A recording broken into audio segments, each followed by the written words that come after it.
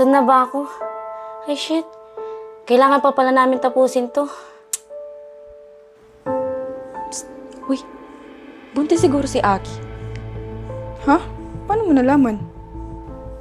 Ayan oh, suka ng suka kanina. Tsaka, nangihina. Makaamoy na ng kung anong pagkain. Nasusuka na. Hala, naku.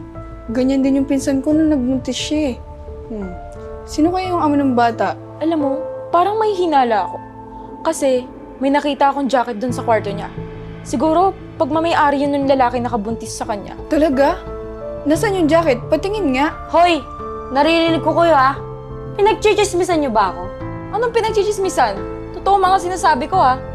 Eto oh, eto yung jacket. May ebidensya ako.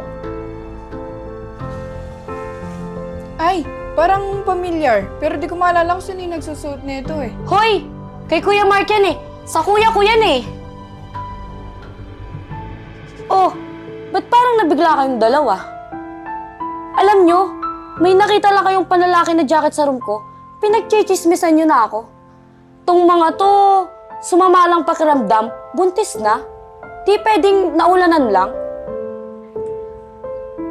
Hoy! Kayong dalawa, sa halip na tulungan nyo ako sa project natin, buhay ko pa pinapakilaman nyo. Mag-focus nga kayo sa studies natin. Buntis-buntis pinagsasabi nyo. Oy, para naman matuwa ako sa inyo, gumawa muna kayo ng pagkain doon. Tsaka tulungan nyo ako dito. Di puro chismis inaatupag nyo.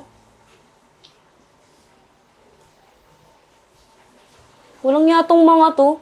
Pinagkamalan pa akong buntis. Mukha ba akong buntis?